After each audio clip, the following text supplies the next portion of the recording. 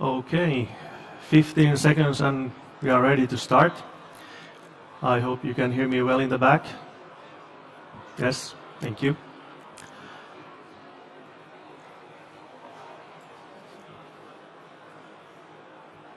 Okay, let's get started.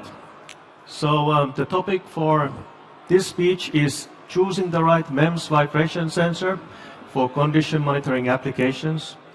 I'm from STMicroelectronics, so the chip manufacturer, sensor manufacturer.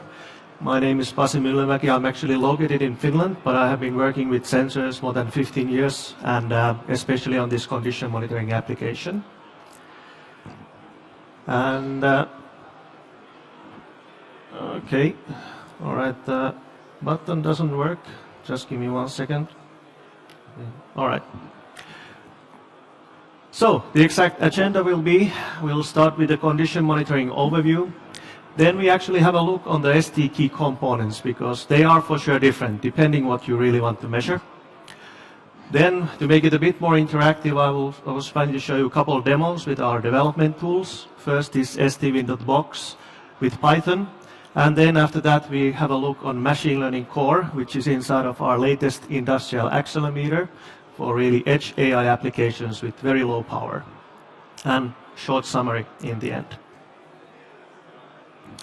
All right, let's start with the overview. So already I would say 5 years ago, different companies started to attach sensors on top of motors, pumps, and so on.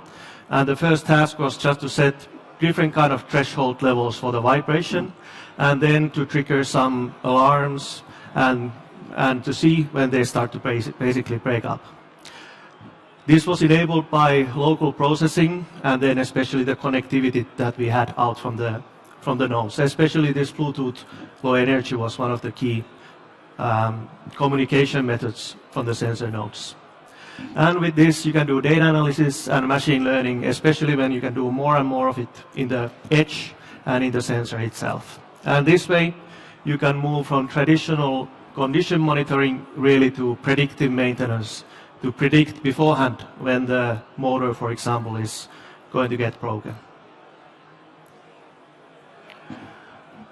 This slide is from theory books of condition monitoring.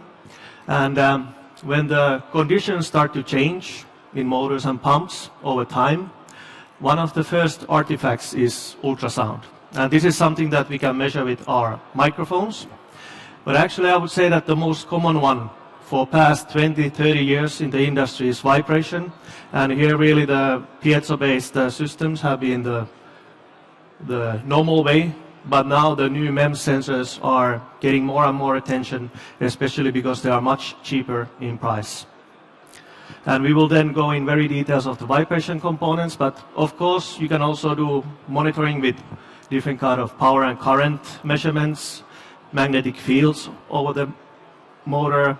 Then in some cases, if it's a ventilation machine from the air pressure, and then at some point you start to even hear noise, which we can again measure with microphones, or then really the temperature start to go up, and finally smoke and failure that we want to avoid. All right, let's now start to have a look on the key components. And this IIS3DWB, that was a specific device we developed roughly 3 years ago, and it's actually quite commonly used now on the market. It's a 3-axis accelerometer, and we call it then vibration sensor because it's optimized for that. And it's, by the way, able to measure up to 16 G of full scale. Normally, I would say motors and pumps are around 4 to 8 G, so we have for sure a lot of headroom to make accurate measurements. But the new thing on this sensor was that it went up to 6.3 kilohertz of bandwidth. And this is really key when you want to identify different kind of failures that we will come in the next slide still. But to achieve this, actually we are using a bit higher output data rate. So the output from the sensor is quite high. We have a FIFO to simplify the reading, but this is for sure something that even the simplest Bluetooth system on chip type of devices can easily read this type of sensor. The key parameter is the noise density, and I would say that we are very close to the old piezo with this one, but the noise density is so good that we can fulfill many application requirements, from the motors to pumps and ventilation machines, but also to measure, for example, bearing failures. We have customers who are already doing it with this specific component. You can see that these are relatively low power consumption, 1.1 milliamps, so you can do battery-powered devices with these devices, and we go up to 105 degrees of temperatures. But as said, really the new thing here was that in all the three axes, X, Y, and Z, the frequency response is very flat and predictable in all of the units we manufacture. And this makes it, with the low noise level, good for this kind of bearing monitoring. And I would also highlight that in this component we have very effective filtering inside, that any type of peak visible, for example in FFT, is really then accurate. There is no aliasing of the signals, and for that reason we really recommend this for the most demanding applications in condition monitoring. But in some cases you might want to do this a bit simpler. And then we have another variant called ISM330BX. And this is actually IMU component now that has both accelerometer and gyroscope. But the new thing on this one was that we basically support up to 2 kilohertz in all the three axes of the accelerometer again. So as said, this is a bit for more simplified applications. The noise density, the noise level is about the same as the previous model. And this enables more simpler applications, for example, in robotics, in wind turbines, windmills. Also, you can use the gyroscope portion to measure the rotation. And then any machinery that has a motor, basically. We can have a detailed look on the next slide, which actually shows again similar kind of frequency response in all the three axes. So it doesn't matter in which orientation you mount the device, you get similar response again from this sensor. And there is, by the way, this type of ISO standard for motor monitoring. And in this case, actually the standard goes only up to 1 kilohertz, and it's just measuring the RMS level of the vibration. So a bit simplified way how to make condition monitoring in this kind of applications. Then, one more sensor on vibration side, IIS2DULPX. The part numbers are a bit complex, but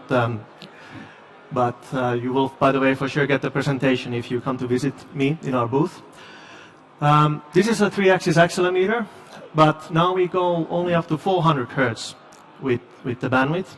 And you can see again different kind of applications here on the right side, left side. So, for example, monitoring something on the containers, that if they are on the move, if they are being transported by truck, by a vessel, or by the crane, for example, this kind of identification we could do even directly inside of the component using this specific machine learning core block that we will go a bit more into the details in the coming slides. But that's the reason why we call this device really that it can do also edge AI type of applications. The other examples could be just fences, for example, moving in different directions, or then, for example, some meters that need to be detected for tampering. So very simple type of condition monitoring. And you can actually see the noise density here. It's a bit bigger than the other models, but the current consumption is very small, that you can do very small, tiny battery-powered devices with this one.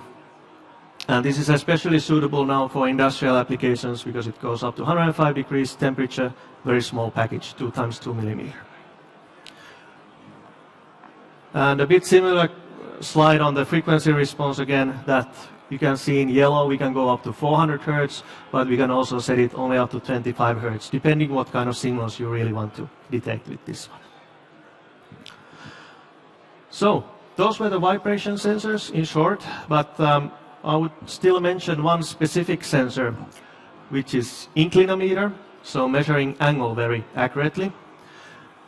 Here the bandwidth is only 260 hertz, and the noise density is actually very low, 15 microG square of hertz. But this model would be then recommended if you want to detect the condition of, for example, bridges or tunnels or this kind of very big structure. So very big mass means usually very low frequencies. So this would be then optimized one.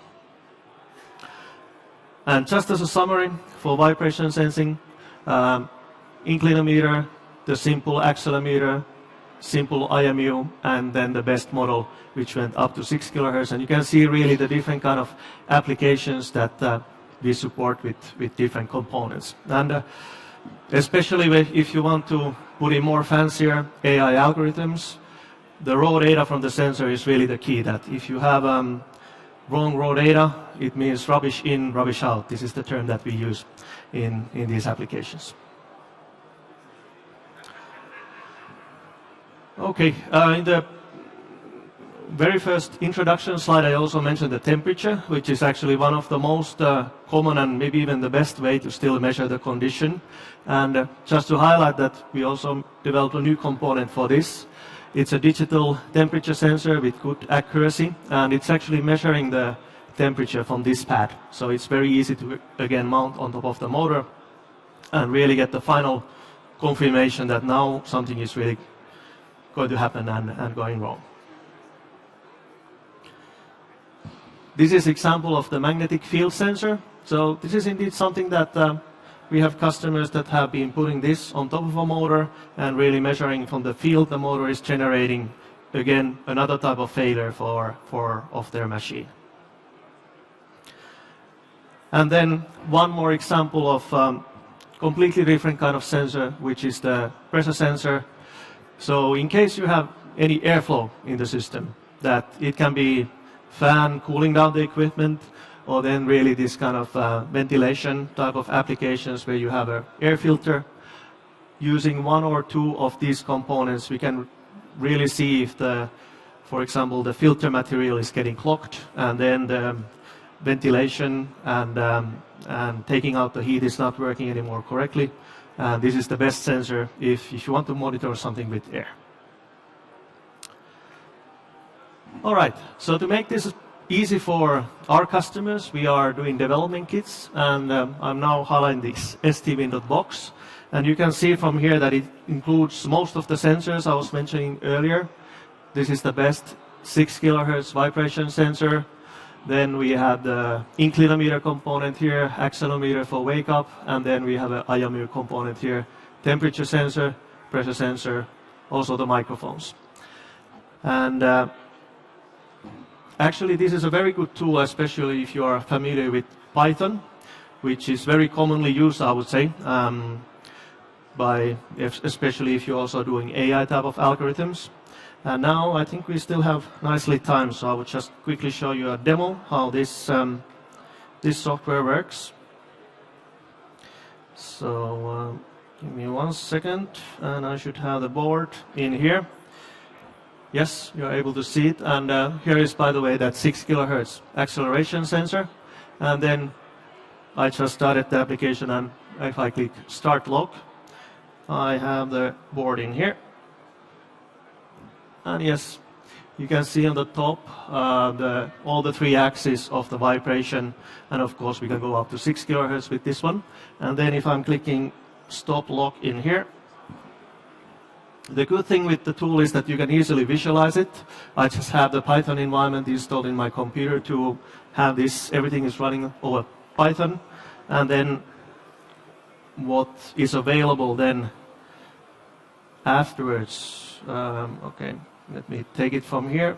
So this was the folder, I have everything installed. And you can see here, this is the 6th of May, and yes, this 14 minutes past 2 o'clock. Actually, my computer is 1 hour ahead. So this is where we get all the logs. So this is the raw data from all of those sensors that you can then put in your rest of your Python environment and start working on the exact files and raw data.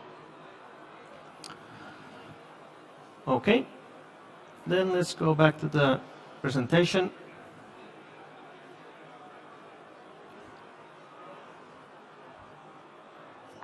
Now we start to discuss the machine learning core.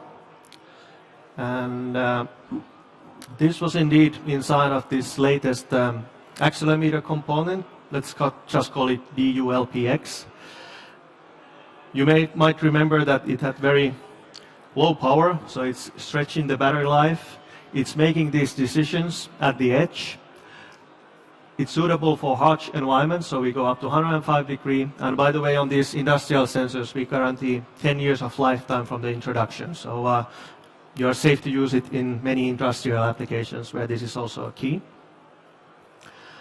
And what we have inside of the component then, we for sure have the accelerometer portion, mechanical element for that.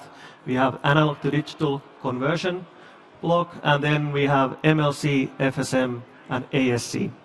And let's now go into a bit details what these blocks can do. So the first one, FSM, finite state machine. So with our tools, with our development kit, you can do a bit like an assembly style of programming directly into the sensor. And this is very good for some motion patterns that are easily reproducible. So what you have here is basically commands that if you go over some threshold on some axis and then you do some decisions, normally you wake up the main host after doing this kind of processing. But then for movement classification, we have MLC, which is machine learning core. And here we really have this kind of decision tree, and you can do classification of the movement. And I had the example earlier for the container monitoring, that you do, again, data logs with our tools, that you do one data log that the container is on a crane, then you do a second data log where the container is on a truck, and maybe a third one on a ship. And this way you can then create this kind of decision tree, and in the end you have an answer that what is the classification of the movement. And all this is happening really inside of the component in extremely low power. And to show a bit what it looks like in practice, the finite state machine is looking like this. It's an assembly type of commands. The machine learning core is this kind of node with different kind of weighting parameters. And you can, by the way, combine these together, use the machine learning core output also in here, and this way also actually configure the sensor automatically. So it will save you, again, few more microamps when you can really, and 100 microamps when you can really configure something inside of the sensor directly. Again, to simplify a bit this theory and development, we have now this type of development kit, motherboard, and then we block each of the sensor here directly on top, and I will show a quick demo on this. The demo is based on this MEMS Studio software that we have in st.com, and again, it's very easy way, first of all, to plot different kind of outputs from the sensor. But give me 1 second and I will start that demo.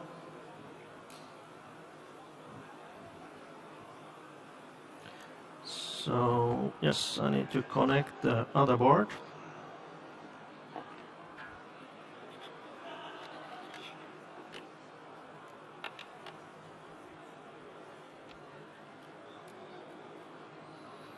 Okay, this is, by the way, what the board looks like. So we have the motherboard, and then normally for the industrial sensors we put them on these kind of small boards, so you can attach them directly what you then want to measure on top of the motor, pump, and so on.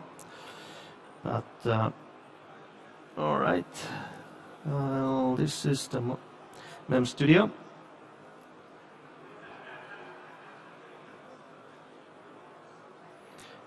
And just click connect here. I can do a search here, DULPX. So it's this accelerometer, select.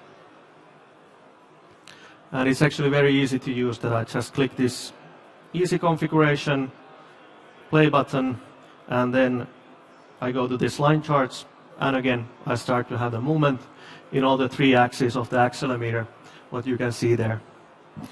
Just as an example, yeah, you can see the blue one when I'm rotating it 90 degrees. This is the 1G Earth gravitational force that all the accelerometers are measuring by default. But then, to show you a more example on the machine learning core, these are the, I can just preload existing configuration. This is a that we did for asset tracking. This is, by the way, available in GitHub. And I load it into the component. And then now I'm going to this data monitor sheet. And actually, now I'm having it really flat, pushing it against the wall. And you can see this.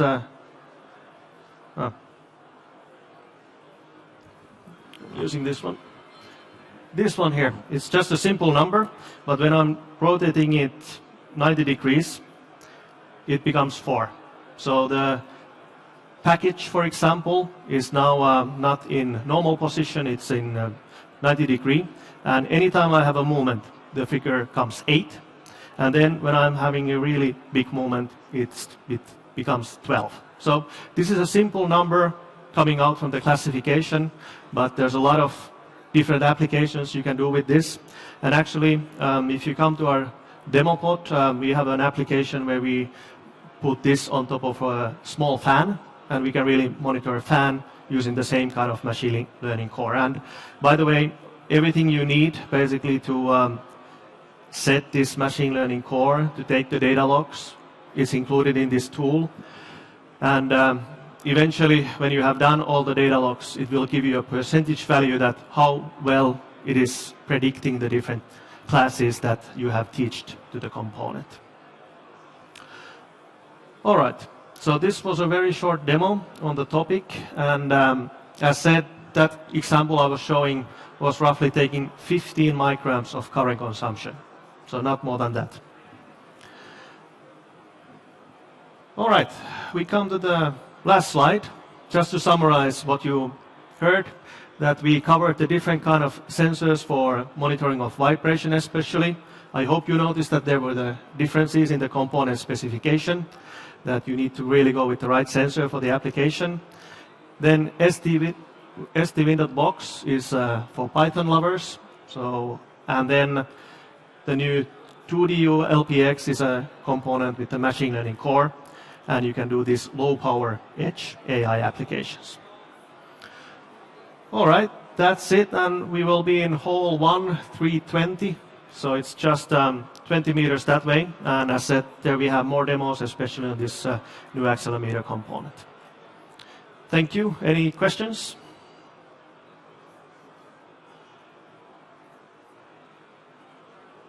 Not right away, so thank you very much.